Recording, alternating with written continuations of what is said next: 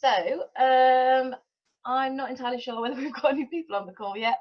Let me just have a look and do the tech side of this. Just bear with me 1 second. Well, if we have, hello, and if we haven't, people can watch it in their own time. Oh yes, I can see we've got people starting to join. That's great. Hi Hazel, I can see that your name has popped up. Okay, so while we wait for while everybody else sort of joins, I thought I should probably start with a little bit of an introduction to sort of me and what I do. Quite a lot of people who I've just been looking through the list of names of attendees, and there's quite a few people that I recognise, but some that I don't. So welcome to everybody. And just to give you a brief overview of who I am, I'm Becky Slack. I'm in my 6th year of running Slack Communications, which is quite amazing considering I set it up by accident all those years ago.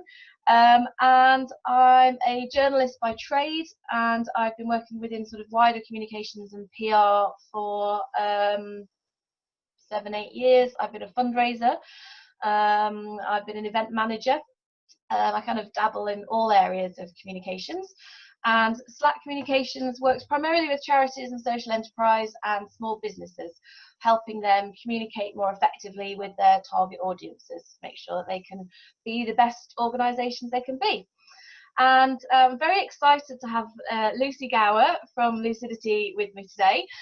Lucy, I think I've known you for, gosh, it must be about 14 or 15 years now, I think, overall that time. But actually, we've been working together in different guises throughout that period, but this is the first time we've done something like this, isn't it, together? So yeah, so thank you for inviting me. I'm excited. Oh, thanks for coming. I can see that there's more people joining us now, so welcome everybody.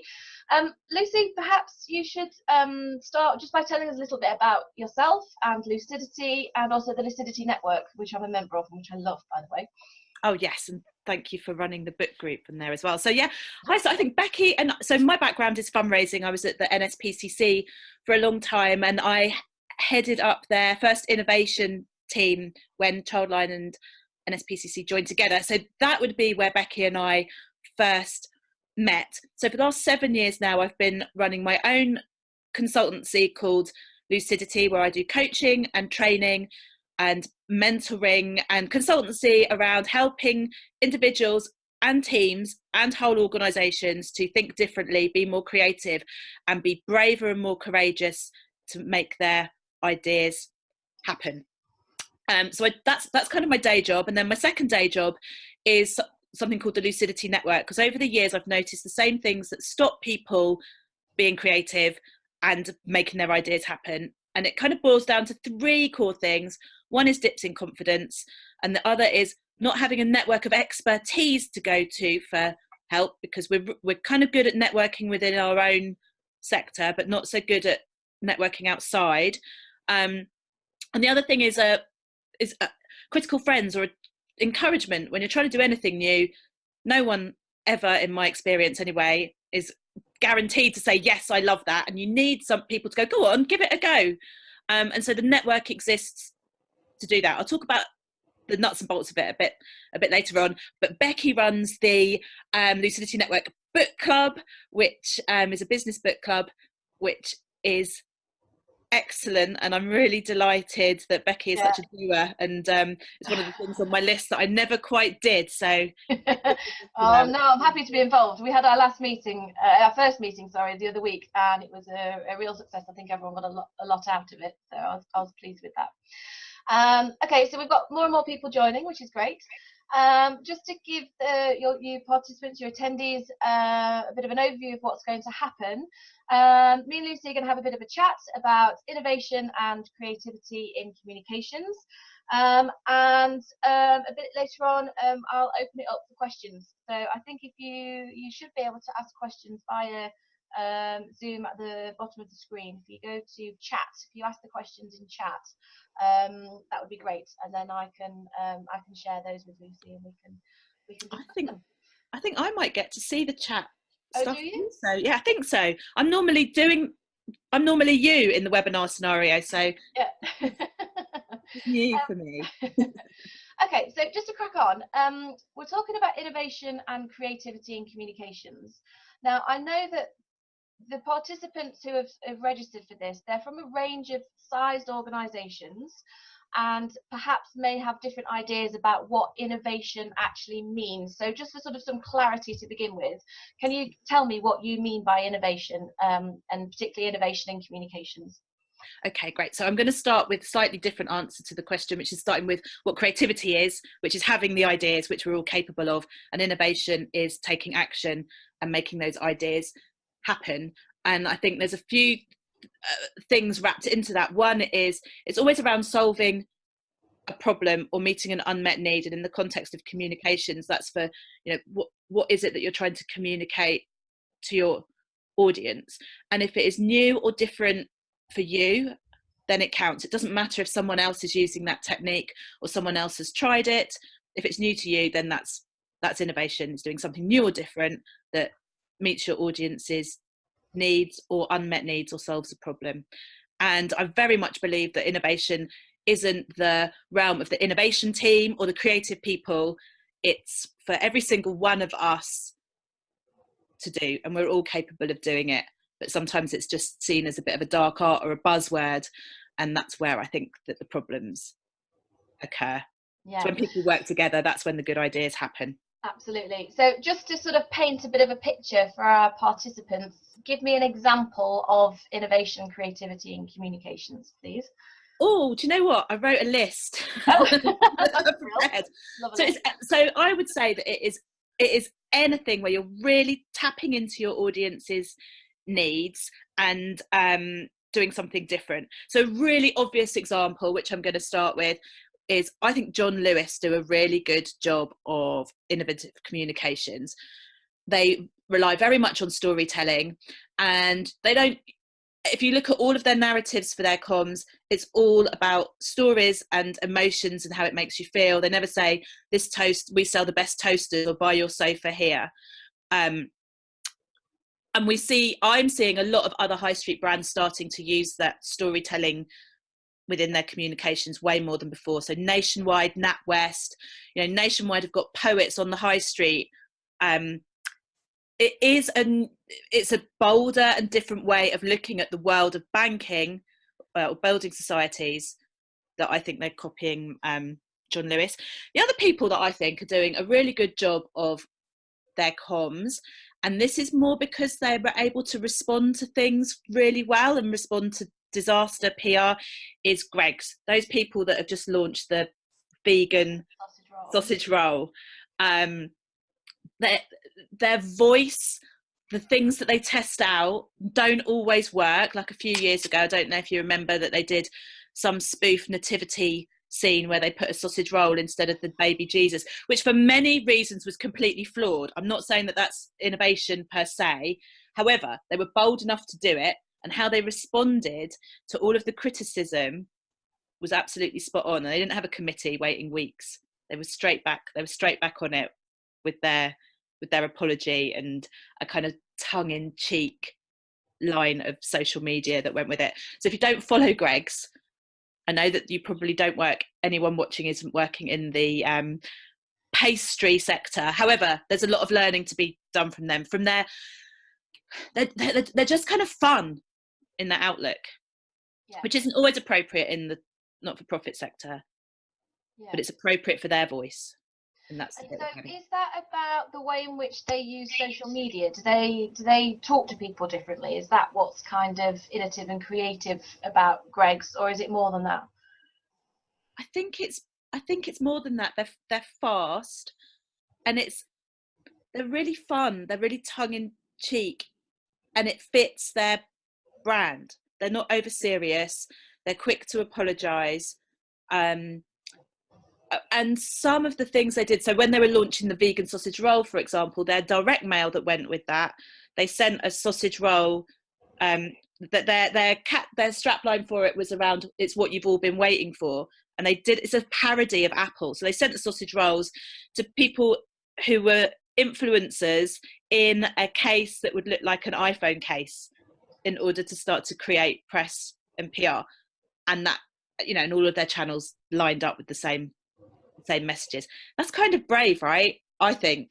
Yeah. Completely different context and sector. Yeah. And also, didn't Piers Morgan get in on the Yeah, Piers Morgan tweeted something like something fairly vulgar about no one will have been waiting for the new vegan sausage roll, really sarcastic, and they were straight back with like, oh, we've been waiting for you, Piers. Excellent that you've joined in. And inadvertently that created a whole new lot of social media presence that I think that they dealt with very well, and they weren't rude to Piers Morgan. Yeah. Now, I heard a rumour that his publicist and Greg's publicist are the same person or team, and that it was a bit of a setup. I don't know how true that is. Well, do you know what? Even better. Why not? Because the other people, when I was doing a little bit of a look of some of the and think about the things that I thought were great. Now, I don't know if they've got the same publicist. So in the States, Wendy's and McDonald's had a similar thing. So McDonald's accidentally posted something on Black Friday with the placeholder in that said something like, put content here, and sent it out on a tweet. And Wendy's came back with something like, oh, that's not the only thing that's broken. Your ice cream machines never work, something like that. And then it's gone backwards and forwards. Now, I'd like that even more if Wendy's and McDonald's had the same publicist. Yeah. So that's quite brave, isn't it? Is that what you sort of mean by sort of innovation and creativity? Because it's kind of, it's being a little bit out there. It's not a very safe way to communicate, not in the kind of traditional sense of the means. Is it about being a little bit kind of risque? Is that what innovation and creativity means in communications? I think so, because it's about being different and standing out. And so anything that is different and standing out is open for criticism, because it's not the same as everything else. And so therefore it can be perceived as being more risky. Yeah. But that's not about doing stupid things just to get attention. It's about thinking it through. I often say to people, it's not doing a Ratner, which, if you're as old as me in the UK, there's a story about Gerald Ratner, who used to run H. Samuels. Oh, right? Yes. Yeah. Oh, no, so what am I talking about? Used to run Ratner's, which is a really cheap jewellery chain on the high street. And he did a talk at the Institute of Directors back in like 1990, and they said to him, how come your products are so cheap? And he said, because they're crap. And he said something like, a pair of earrings is cheaper than a Marks and Spencer's prawn sandwich, but the prawn sandwich will last longer. Catastrophic for Ratner's. I remember. And they went bankrupt. What I found out is that I thought that was Gerald Ratner kind of getting a cheap laugh, and off he went with some stand-up, but it was actually scripted. So that is risky. Oh, I didn't know that. So I'm not saying, so where am I going with this? I'm saying that if you're going to be innovative in your communications, there is an element of risk because it's different and standing out. But you need to think about, I often say to people, well, if you're going to do something different, think about what's the worst that can happen. What could be the different repercussions of doing this? And have things in place that can respond to that. And if the worst that can happen is not as bad as the PR, publicity, positive outcome that you can get from it, then it's worth giving it a go. Yeah, and that sort of planning for what those different outcomes and different scenarios might be, that's something that we talk about a lot in crisis communications. It's about, if you think about it beforehand and you plot out those different scenarios first and work out a response to those, yes. That preparation is absolutely key to handling something and preventing it from becoming more worse than what it should have been. Yeah, exactly. And often I think when you're doing something, say, new or innovative, it can be it's really easy to sort of fear the unknown. If it's genuinely new, it can feel quite scary, and we have an emotional response to that by sitting down and going, okay, if we do this, what is the worst that can happen? That's a very rational approach to it, and you can then sit and write down, well, these are all the things that might happen, and these are all the things that we'll do. And then you can assess it rationally rather than that emotional response to something that's new, exciting, scary. And it makes it more palatable to sell in to your colleagues and to implement. Yeah, well, on that note, I can see that there's a question here from Rue, who's saying that she thinks a barrier to innovation, in particularly in charity comms, is sometimes down to the risk aversity within chief execs and leaders. We come up with lots of ideas that get shelved for being too risky when really they aren't. It can be very frustrating. Have you got any ideas for selling innovation in communications into the board or chief exec? Yes, I think that this is the number one barrier that I come across all the time, and it's really difficult. So I think it depends. So I'll go back to why you're doing the piece of communications. What is the result that you want to get, and why is it important that you're doing it? And in a crowded marketplace, why is it important that people, depending on who you work for, take the action that could, make a difference to a law in Parliament? For example, if I'm working with fundraising teams, the question is, do you currently raise enough money to be there for everyone that needs you? No. So what you've got here is not going to get you to what your mission is to solve this, for which you need more money. So you're going to have to try some different things. So being really clear about why it's important that you cut through all of the noise. And in order to do that, you may have to do something different. I would, to get them emotionally connected to why this is important. And their job is to solve the problem that their charity has set up to solve. And by doing what you're currently doing, no matter how good your comms already is, it isn't going to cut through. I would share with them, look, this is what we think the worst that can happen. Have you got anything else to add? And these are all the things that we're going to do if it does happen. I mean, it depends how out there your idea is. Look at ways that you can turn the negative comments into something positive. And I would keep coming back to, can you test it with a small audience? Depends what sort of comms you're talking about. If you're on social media, that's there for the world to see. And I know that different audiences are on different channels, so you're going to get different results. That can be quite hard to test. But if you're testing a piece of direct mail, for example, send out small enough that you can get some results from it, but it's big enough you can get some results from it, but small enough that you're containing your risk.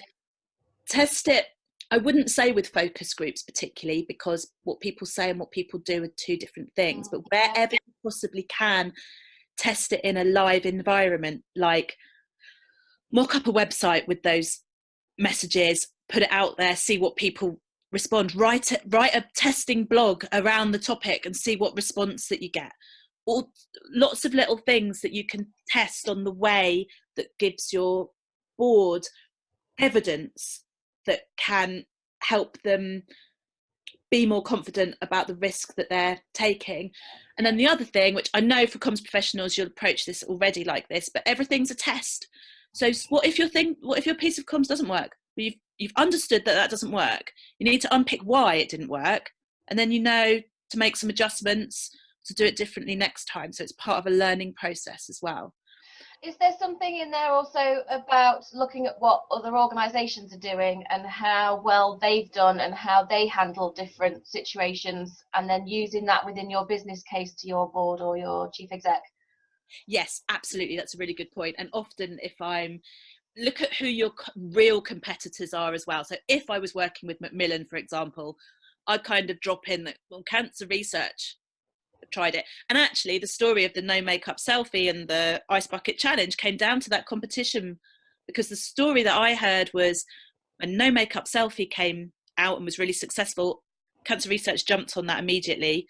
Macmillan is anyone from Macmillan or cancer research here? I don't think so. I don't think so. Please verify this, but Macmillan were like, wow, we missed a trick. So they put people in place looking out at what other organisations were doing as their core role, and then having different procedures that they could act really fast. Yeah. So when the ice bucket challenge came out, they were able to get on it straight away. Yeah, because quite often one person will do something or one organisation will do something, and if it's a huge success, then that's when the imitation starts to come in, isn't it? And then everybody starts to do it.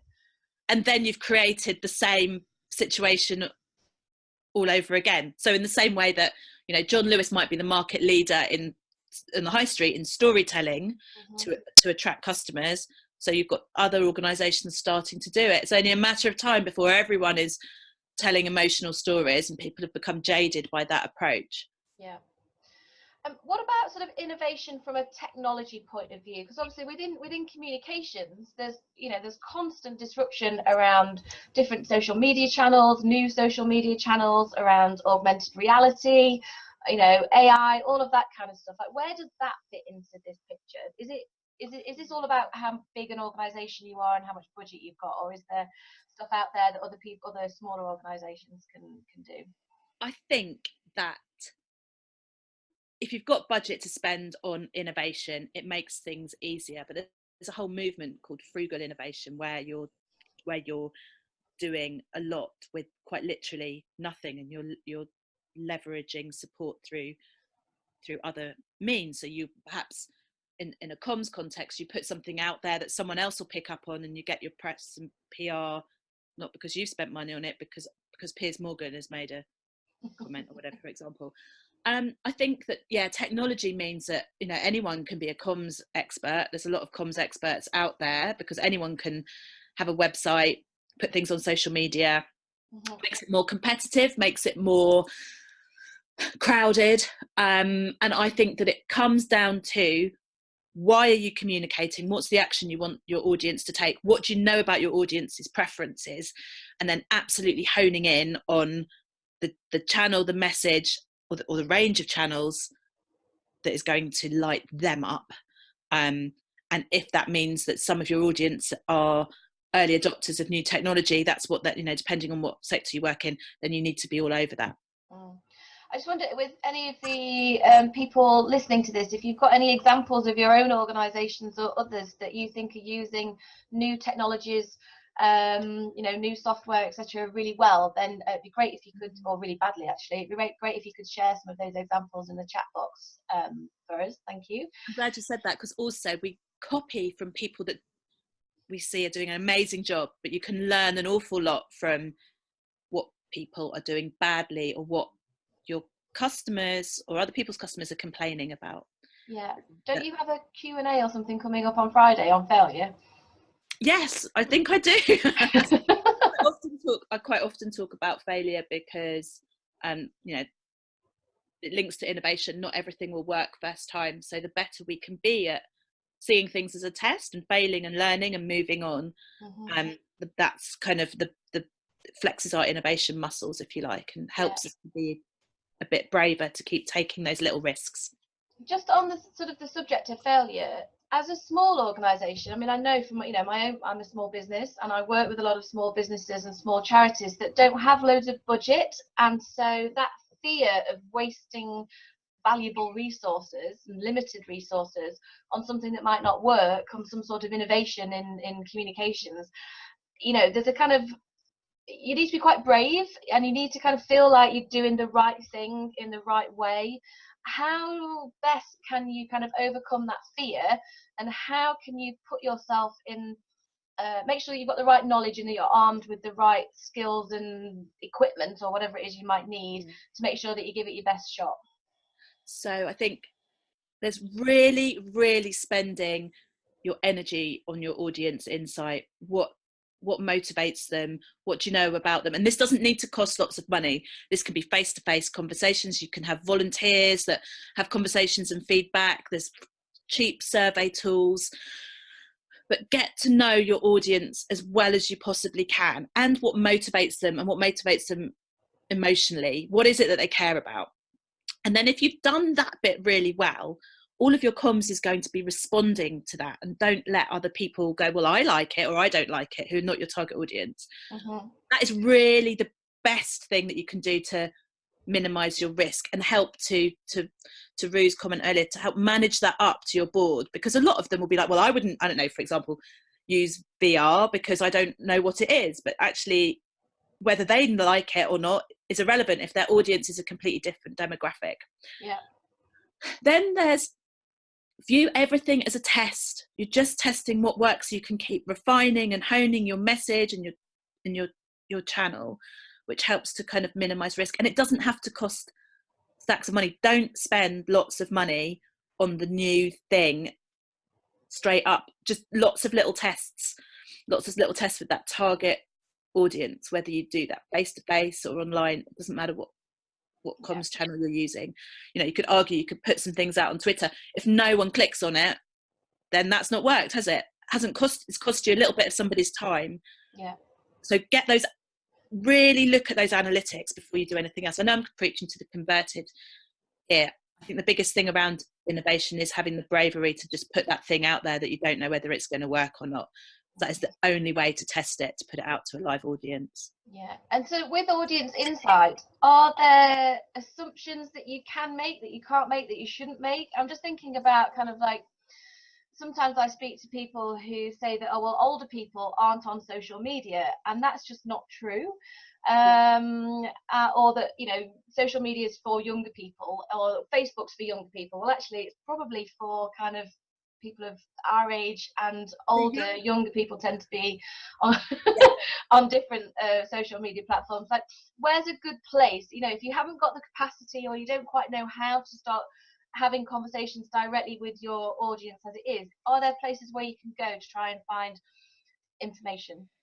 Yeah, I mean, there'll be sector bodies that will produce insight around core audiences. You'll be able to look, places like YouGov, like demographics for the UK or outside of the UK. Social Media Examiner, they produce information about latest trends and demographics using different types of platforms.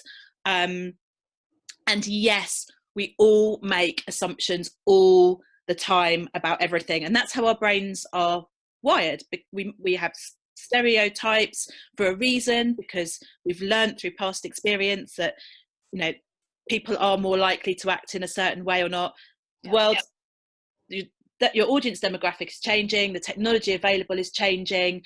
Back to Greg's, their vegan sausage roll wouldn't have worked 5 or 10 years ago. It's only working now because veganism is so popular. Yeah, there's a real movement for sustainability. We all make assumptions about everything and what people will or will not do. A tip for being more creative and innovative is to constantly be checking in on those assumptions. So we're writing this piece of copy for this audience. Why do we think that they'll like this? Or why do we think they'll consume it on this channel? What evidence do I have to prove or disprove that assumption? And it's a personal thing, it's just a way of checking yourself. And again, it's very helpful when you're trying to negotiate and get buy-in from your board. If you're really clear on your audience, or as clear as you can be, and clear on the assumptions that you might be making if you don't have everything that you need to know, you could pitch that new thing as testing some assumptions around an audience. This is a test. Will they like this message and take action on this channel? And coming back to, I'm going to make some big assumptions now and some broad generalizations, that a lot of the senior leaders and boards that I work with are older, white, middle-aged, middle-class men. And when and if your audience is anything other than that, when they say, well, I like it, or I don't like it, or I don't get it, there's a conversation to be had about, that's great, but that's absolutely irrelevant, because you are not the audience. And that can be a very difficult conversation to have. Yeah. But it can help you get over that risk. It can help you start to negotiate and help people see a different point of view around that risk aversion. Yeah. So is that another argument for more diversity within an organisation, is that it helps you understand your audiences better and it will help you innovate more effectively? I'd say it's an argument for more diversity within an organisation, and it's an argument for more diversity in your networks. Because also, when you're in an organisation, you're ruled by the how we do things here of the organisation, which can impact on your ability to be creative and innovative. Yes. If you've got people from outside, they can be genuine critical friends, because they don't abide by any of these said rules or unsaid rules about how we do our comms here. And that can help you to bust some of those assumptions and just see the challenges that you're trying to tackle from a completely different perspective. Yeah. I was doing some training recently for an organisation that several of the participants were what I would describe as institutionalized almost. Yeah. It was like, this is the way that we do it, and we cannot think outside of that box at all. And trying to get them to think creatively about how they write was a real challenge, because they were so used to the rules in which they operated. And I could see it as they were writing. It was quite dry and uninspiring what they were coming out with, because they just went. It was almost like their senior management team had not allowed them to think beyond what their senior management team wanted of them. How do you overcome that kind of barrier to innovation? So this is not about kind of, being too risky. This is about, an organization having their brand guidelines, and this is how we do things, and we don't want to go outside of that, even if, there might be value to it. How do you persuade them that there's value to doing things? Yeah, that's such a good question. I do training in storytelling, and quite often the shift that I'm trying to make there is,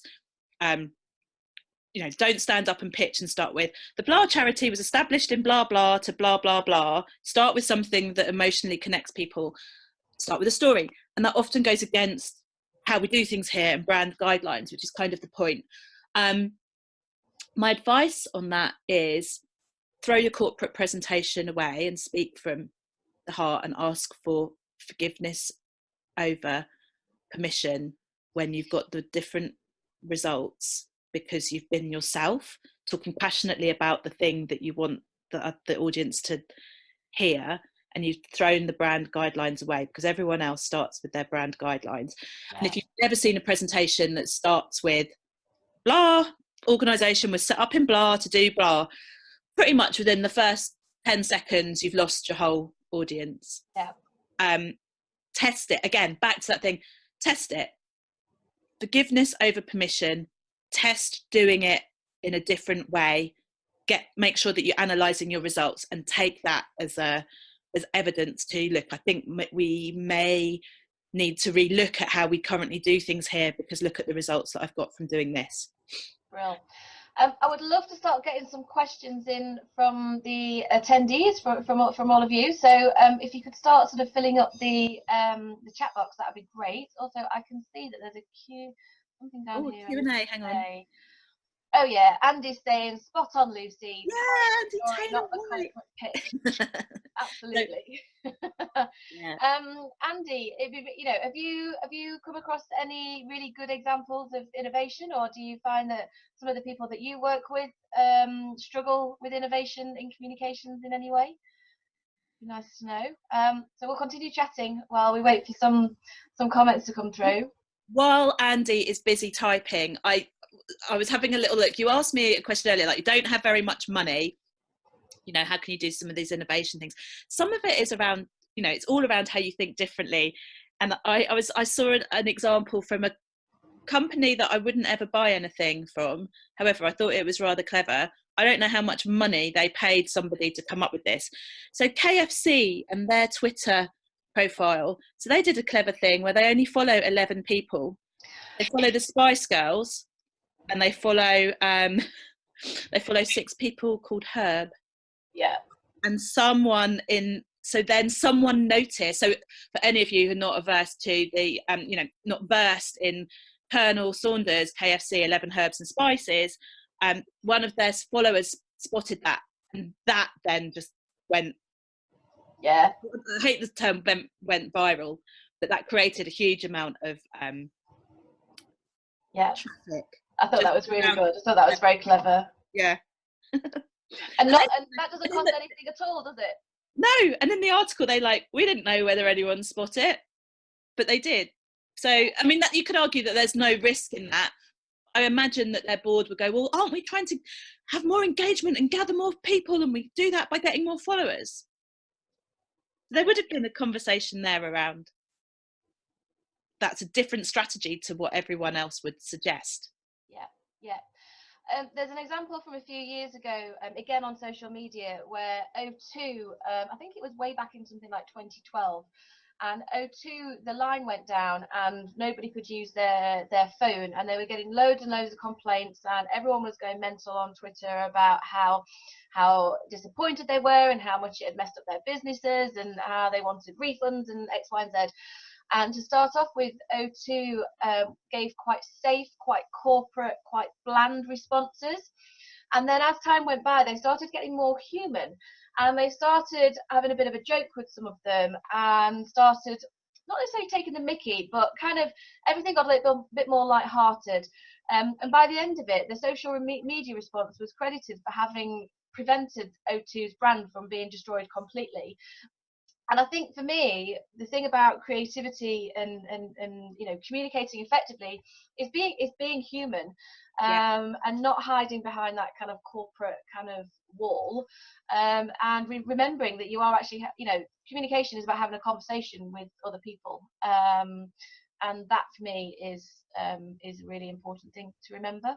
Yeah, I completely agree, and I think this links into the storytelling. You know, we do the jobs that we do, hopefully because we care about what we're doing.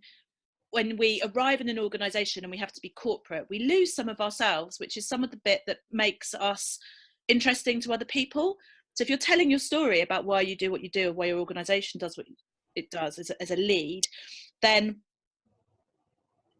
getting rid of the corporate presentation and just being you is the best thing that you can do. Similar example with Tesco's, when someone complained about finding a worm in their cucumber, and Tesco's, and I'll share the case study, but they went backwards and forwards, and they called the worm William, and they had a worm funeral, and Tesco's sent some money for flowers for the worm funeral, and it turned a rather angry person into this like kind of hilarious, you know, they apologized, but it was a real person there, just having a fun dialogue. Absolutely. And I've seen other brands do it as well, so, you know, like Tetley Tea and Jaffa Cakes and Digestive Biscuits will have a bit of banter about which is the best biscuit to dunk in a cup of Tetley Tea and things like that. And I think that kind of sometimes I think brands can be very much, well, no, it's our business and we don't interact with other brands for fear of, you know, sending customers away from us to our competitors. But I think, you know, that kind of interaction between different brands, and again, that it comes back to being human again, doesn't it? And, you know, and light-hearted, being, you know, entertaining where possible. I agree.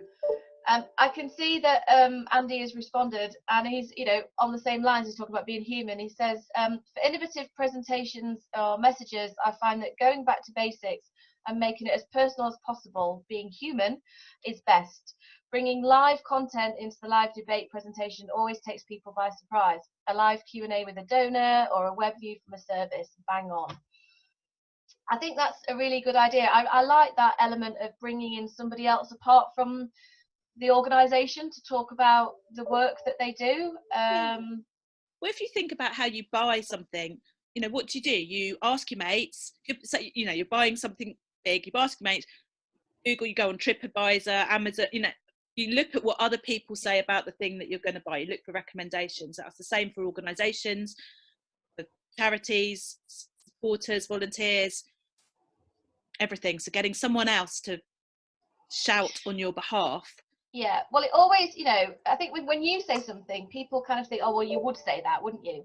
You know, because you're bound to big up your own organisation. Whereas if you've got somebody else advocating for you, I think that can have so much more weight. Yeah. So Joe is saying, I'm a fan of learning through doing, and like how some of my colleagues who use virtual reality VR to demo different sight loss conditions via an app called eyewear. Yeah, you know, I think learning through doing is a good way of doing things. Would you agree? Yeah, I think as well. Again, this comes back to making an emotional connection with someone. So I've not seen eyewear, Joe, so I'm assuming that it simulates what it might be like to have different sight loss conditions. Okay. If that happens, you wear that, you feel an emotional connection, like what might that be? What might that be like? And the person receiving the comms is in a completely different place than if they've read a piece of copy. I think there was an organisation, it's a sight loss organisation, can't remember which one it was, but let's go back, you know, 10 years before we had VR. They would put a piece of bubble wrap in a piece of direct mail and ask people to look through it, fold it in half again.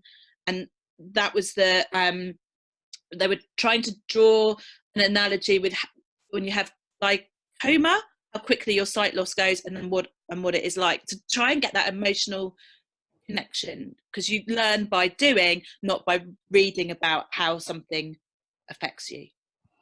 Yeah, there's quite a lot of research out there that talks about neuroscience and the way that your brain operates. And if you are able to put yourself in somebody else's shoes, you know, as you've just been describing with with eye care, they're much more likely to remember their thoughts and their feelings, and then they're much more, they have much more propensity to support you or buy from you or donate from you. Are there any more questions coming in? Janine and Rue, I know that you both work with networks of other organisations. Do you ever get questions from your members about innovation and communications? It'd be nice to know if there's any challenges that your members raise. So just while we get some more questions through, Lucy, you talked at the very start about the need to be brave and how confidence is one of the issues that you find with people who you know, struggle with innovation. What have you got any advice for sort of being braver or getting, you know, increasing confidence in this area? Yes. I think our confidence can really easily dip when we are trying, like, you know, we're pushing to do things that are new or different. So I think if you're doing anything vaguely innovative, you're having to influence up, down and across, expect that your confidence will dip. And I see confidence as like, you've got a whole bucket every day and you've got to keep doing things to top it up, otherwise your bucket gets empty. It's things like finding yourself a buddy or a critical friend that you talk to regularly. It's things like keeping a confidence, what I call a confidence diary. When you've done something you're pleased with and someone's given you good feedback, you keep that somewhere. So when you're having a moment where that critical voice that we've all got, called imposter syndrome, that little voice that says, you're no good, you're going to get found out, when that starts to pipe up, which is normally when you're doing something a bit brave, you can go back to that confidence diary and you can go, no, actually, I am good at this stuff, I can do it. When that little voice pipes up as well, you know, it'll tell you, well, you're no good at this stuff. That confidence diary has got all your evidence to tell the little voice that they're a liar, and that is and that helps you to close it down. And I think that there's just acknowledging that we don't have an abundance of confidence without doing something to keep topping it up, and to notice the times that your confidence dips and to be able to go and seek help, you know, whether that's just having a coffee with a friend or looking at your diary, going for a walk, not letting the stress of a new situation get to you and getting some headspace, to just be able to keep topping that up. And there's nothing better than having a network of people that you go to for help and support and advice. And what about if you are an employer and you want to create a workplace where your team have got the confidence to try things, to try new things, to be more innovative? How do you create a workplace where innovation can thrive? I think that you have to lead by example. And there's something around allowing your employees time and space to go and be creative. It doesn't just happen like that. I hate the phrase think outside the box. That's like putting people under loads of pressure to come up with something really creative there and then, which just doesn't happen. So you have to allow people time and space to be curious and go and learn about other topics that they can bring back to the problems they're solving. And you have to lead by example, and especially around that failure piece. So if you really want people to feel safe to innovate, they need to feel safe to test things and that some of them won't work. And you need to be able to share that you are doing that on a daily basis in order to make it safe for them, and to give your senior team permission to do that too. And this is about changing a culture, which takes time. And I don't mean that the most senior person stands up and talks about their failures from 10 years ago. I mean, they stand up and talk about some of the stuff they're working on right now that isn't going as well as they hoped. And the important bit is what they learn from it. So my old excellent director of fundraising at the NSPCC, Giles Pegram, has got an excellent presentation on the failure of the Full Stop campaign. He's got CBE. People can't, like his employees, the people on the ground can't relate to that, because it's a great presentation and all credit to him. but he needs to be going on a daily basis. Oh, I didn't do my 10,000 steps because this got in the way. My example, but that other people can connect and relate to, and to be open about that. Yeah, and I think also there's something about making sure that you allow for failure within KPIs or within appraisals, because it's all very well saying yes, you can go off and innovate and you can do this, but then if it doesn't work for whatever reason, and if you've got quite strict targets for your team, and because they failed, they then don't meet those targets and they get penalized for it in some way, I think that can really set a terrible example within an organization. And I think KPIs around what have you learned, or where have you supported other teams, not necessarily, and again, it depends on the culture you already have, not necessarily on what have you done that's failed, what have you learned, where have you stepped out of your comfort zone to test something, and what did you learn from it? Yeah, I completely agree.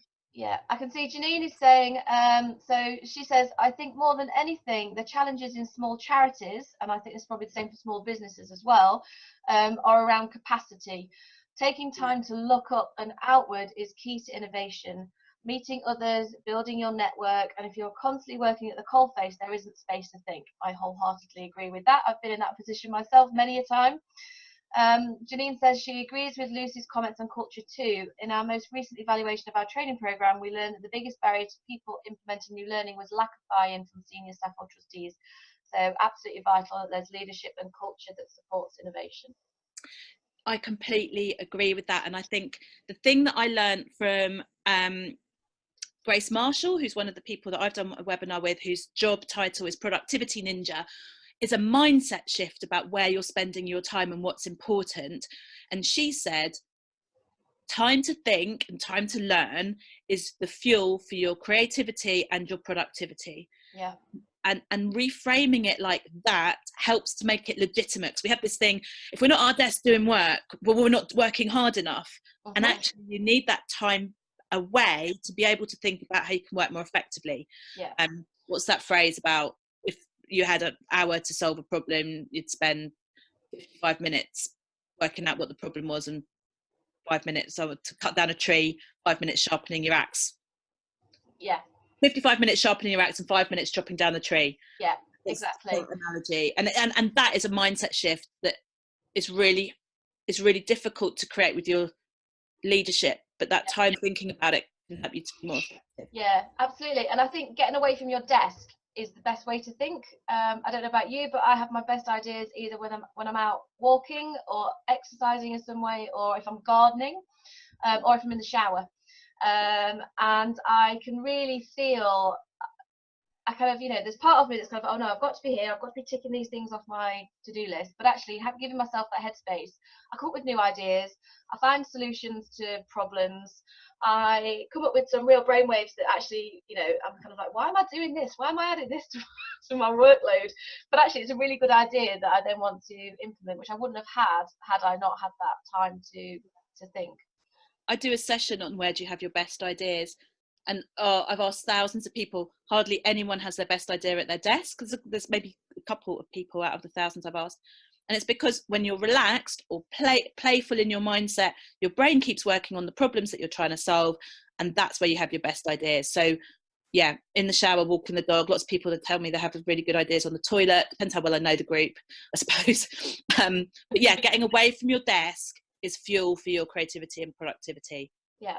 And earmarking that, finding your way to earmark that time is time well spent. Yeah. So we're coming into sort of the last 10 minutes. Before we sort of go into the sort of the last phase, are there any tools that you can recommend for helping people with being more innovative, being more creative? Where if people want to sort of be better at this, what do they do? They just, first of all, I say, work out how to earmark some time in your diary and go out and do something that you're curious about. Go to a gallery, go to an exhibition, sit and have a coffee and write your journal. That is the best possible thing that you can do. If you Google innovation and creativity, there are a million different tips and tools, the things that I think are the things to look at. I mean, I've got a book called The Innovation Workout that takes you from beginning to end. So that's a good one. Stephen Johnson wrote a book called Where Good Ideas Come From. And on my website, there is a bunch of free stuff, like an innovation toolkit that you can download for free, that's got different ideas and ways to think creatively and to implement your innovation. And then again, like even just things like watching TED Talks on topics you're interested in, all fuel for your creativity and innovation. And also, you've mentioned sort of networks and networking throughout. So I would also add that I think Lucy's network, the Lucidity Network, is a really great place to hang out. There's lots of people in there who have got lots to add and will give you that support and help you build your confidence. So I think you mentioned something about a special offer for. Oh yes, special offer. So if you join the Lucidity Network, because you've been on this webinar, I'll give you the early bird special offer, which is just £21 a month or £210 a year. And when I costed it up, if you bought all the parts separately, it came to about £3,800 a year. That's quite good. That's quite a bargain. And there's lots of things in there that, there's materials on how to be creative, how to be innovative, making time to think. We do events. And when I said about some of the best things you can do is to find people to talk to build your confidence, I facilitate mastermind groups and match people up with mentors. And so we can share the link after this webinar with you guys. And if it's something you're interested in, sign up. If you've got any questions on it, just drop me a line and ask me. There's about 170 people in there at the minute. And we've got our next event in London on the 8th of May. So if you get in now, you come to that.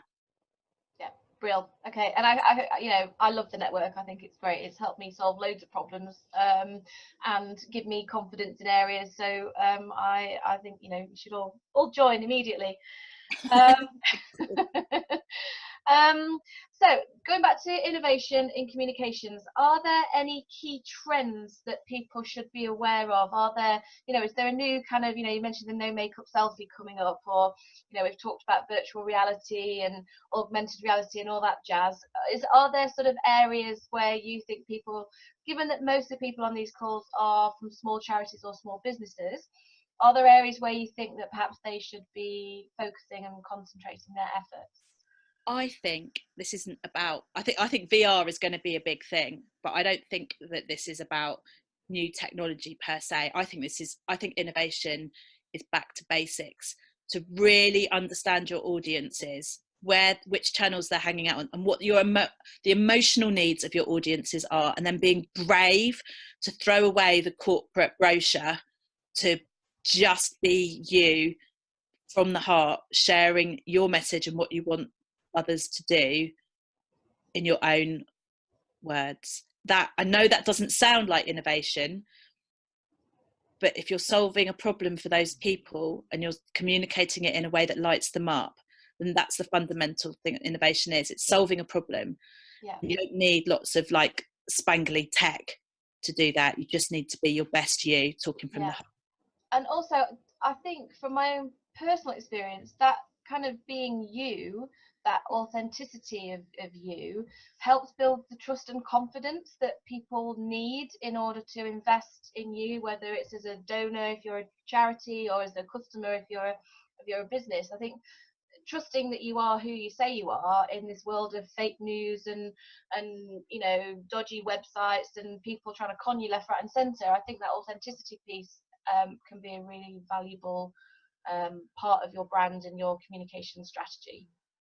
And just keep showing up, like every week. Show up, same messages, keep going, keep momentum. And if something doesn't work, don't beat yourself up about it. Just pick yourself back up and learn from it and get on with the next thing. Yeah, that's what innovation is about: picking yourself up, learning from it, and getting on with the next thing. Brilliant. Just finally, Rue is saying, with the charities we work with, they're often under pressure to be innovative, generally from funders, but they share the same issues as we do. If they don't have a culture of innovation, or a risk-averse board, or simply a board that don't get it, they end up sticking with the tried and tested. It can be a challenge. For the charities we work with, marketing comms is often secondary to day-to-day delivery. And I think that's the same thing again. Whether I work with businesses, entrepreneurs or charities, that quite often marketing and communications is a secondary. I know for my, I run a comms agency and I still put communications second quite often because I'm so busy in the day-to-day delivering for clients. I don't know, just finally, have you got any thoughts on that, how we can try and make time for this type of activity? It's, if people don't know what you do, how they can help you, how their lives can be better by getting involved, then you're missing an opportunity to fulfill your, I suppose if I'm talking about charities here, to fulfill your mission. And this comes back to earmarking that time to be innovative and to think differently, which is a culture shift. You've got to believe that if you spend a certain amount of time prioritizing on marketing and comms, that the outputs and the outcomes are going to be better for the people that you exist to serve. And it is really difficult, which is why you need to keep your confidence bucket full, because without you doing that, you could do the best work ever, but if no one knows about it to fund it or to get involved or to volunteer or to buy it, then you're wasting your time and you're not doing the best job that you can. And being bloody minded about earmarking time to do it is the only way. Unfortunately, I don't have a silver bullet. No, but you're right. If people don't know about you, they're not going to buy from you or invest in you or donate to you. Yeah, if you're the biggest secret on the internet, then you're not doing, the board wouldn't want that either. Yeah. Brill. Okay, well, that's all the questions done, and I think we've covered quite a lot here. Thank you very much. Is there anything else that you wanted to say that we haven't covered? I just think that, I don't know if you're asking that to me or the people on the panel, so I'm just going to kind of talk. I'll just keep talking. I just think that innovation is a buzzword. It shouldn't be. It's the core of your job as a comms and marketing professional. It's the core of your job. And what's helped me is, don't expect anyone to love your edgy, new, different idea. Know that part of innovation is being brave to test things and influencing up, down and across, and testing and having quite a thick skin and being able to do it. It's not just about having the idea. That's just the starting point. And so those boards that need to be educated in being braver, that is part of innovation, a big part of it. Yeah. Brilliant. Well, thank you, Lucy. Thank you for joining us. Thank you to everybody who phoned in or joined in online. That's brilliant. Well, I've had a great hour chatting with you about this. Thank you, Lucy. My pleasure. I've had a great hour too. Yeah, and if anybody's got any other questions, if you go away after this and decide, oh, I wish I'd asked this, then by all means, get in touch with us and we'll try and answer your question. And obviously we have recorded this as well, so I will be sharing it to other people too. All right, well, thank you everybody. We will leave it there and keep in touch. Thank you. Take care. Good luck, everyone. Thank you. Bye-bye. Bye.